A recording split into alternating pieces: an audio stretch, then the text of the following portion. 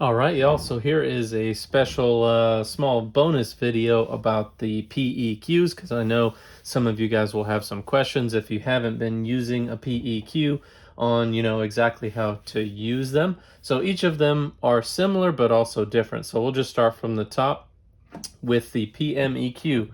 So you can see, let me see what this looks like here. All right, so you can see you've got low, mid, and high frequency.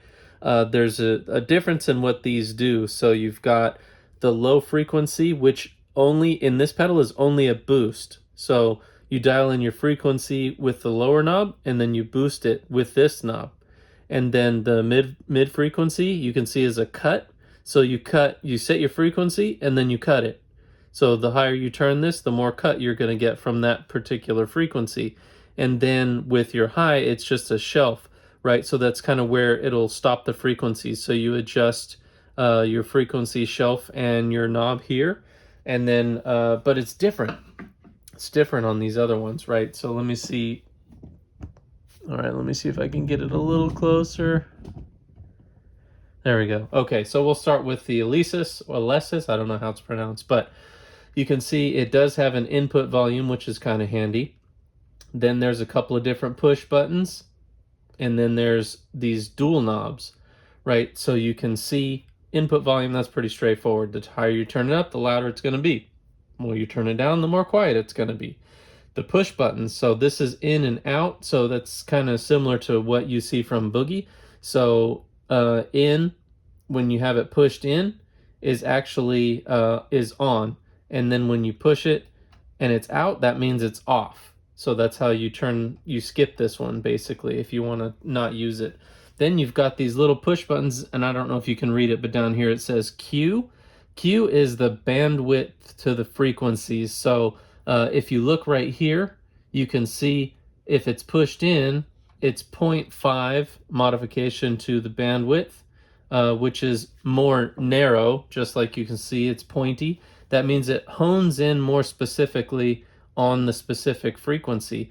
Whereas if it's out, you can see the taller one equals 2.0 modification. So that's more of a, you can see it's more rounded, so it covers more frequencies. So when I was running the video, I had these all out because it sounds a lot better when it covers a little bit of a broad range of frequencies versus a very specific frequency.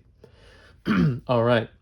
Now on to the dual knobs here. So this one actually works very similar to the EQF2 from Aphex, right? So you are going to use the bigger knob here as your frequency. So you can see this actually has reference frequencies, unlike the PMEQ, which is really strange, right? You just got to kind of dial it in by ear, which actually might be better because, like I said in the PEQ shootout video, this one, is the only one of these that I can set to the specific frequencies. You can see this one's set at around 120. This one's set around 1.2K. This one's right around that 4.9K. Based on these, and who knows how accurate these actually are, right? So set it to that, and then the middle knob is your boost or cut. So this one can do, you can see here, well, I don't know if you can read it, but minus 15 or plus 15 dB. So that's decibels, obviously. So you can see that's probably a little over half boosted at 120. That's a little bit over half, so you're probably sitting at 7.5 dB cut, 7.5 dB boost, and same thing here. 7.5 dB boost to the 4.9-ish. Like I said, since these are out, the Q is kind of wide, so it'll cover a few more frequencies than just what it's pointing at. All right, now on to the EQ3B, which is my personal favorite of these three. And these are the only PEQs I've used. So there could be a ton more out there that are good. A lot of people recommend the Empress one. There's the EQ from Hell, also from Master Effects. But with the run that I've had with this pedal, I don't know if I would recommend Master Effects because literally this is the only pedal that I've ever owned in over 30 years of owning pedals that failed. And there was no reason for it to fail. Like literally I stopped using it one day. It sat around for probably about a month after I got my first EQ3B because I liked the EQ3B better.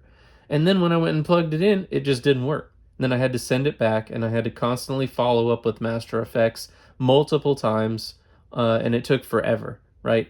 So I don't really recommend them. Some people might like how it sounds. If you like it, feel free to buy it. I'm not trying to stop you from buying it.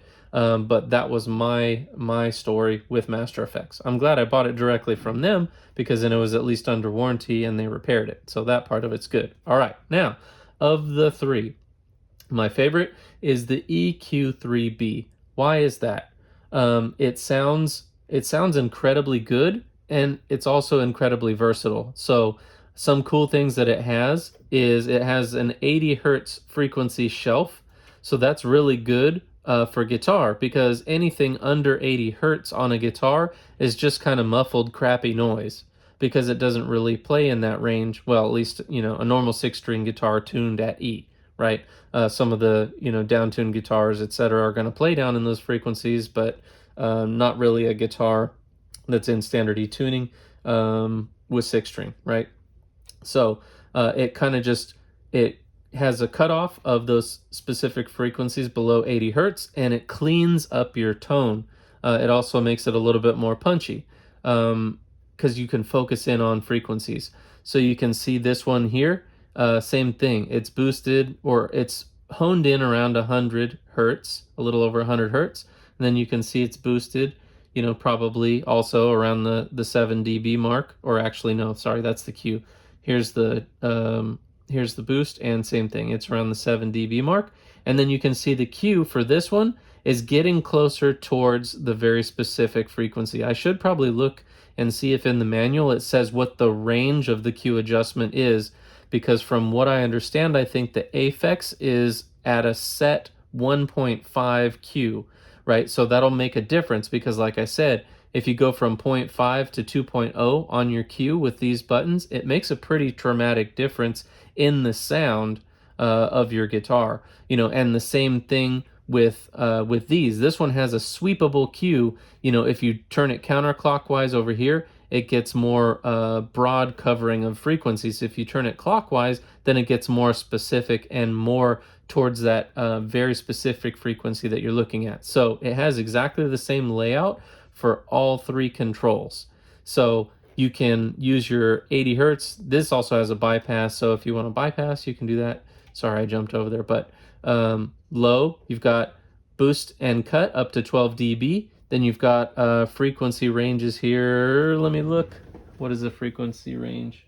Okay, so 20 hertz to 300 hertz on the low, and then on the mid, you've got 200 hertz to 3K hertz, and then you've got on the high 2K hertz all the way up to 20K hertz, which I don't even know if we hear that high. I would say probably not, because once I get past that 10K hertz, it doesn't really seem to make any difference that I can tell.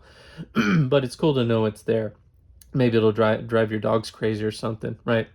So anyway, back to the mid controls. All three of the low, mid, and high are all the same controls. So it's very easy to move frequencies and kind of get used to dialing in, dialing up, dialing down, etc., etc.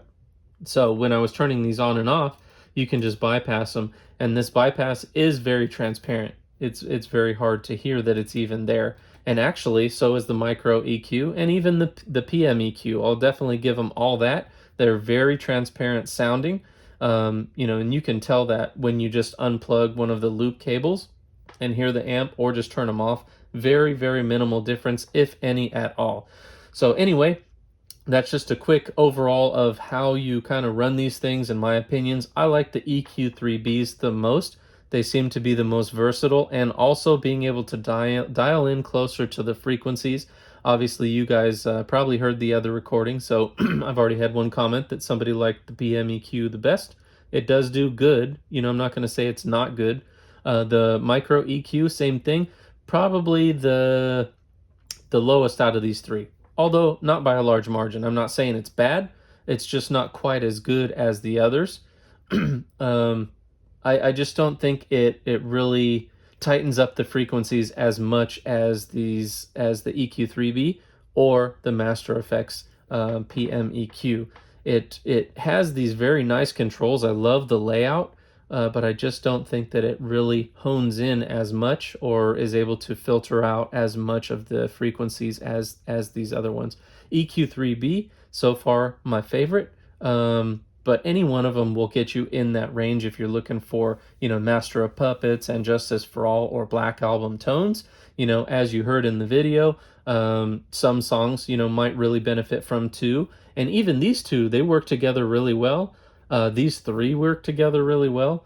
I've actually partnered basically any collaboration that you can pick here. I've collaborated them together, and they all work really well. So there's no bad PEQs here. Just to your ear, obviously watch the other video and let me know. Thank you.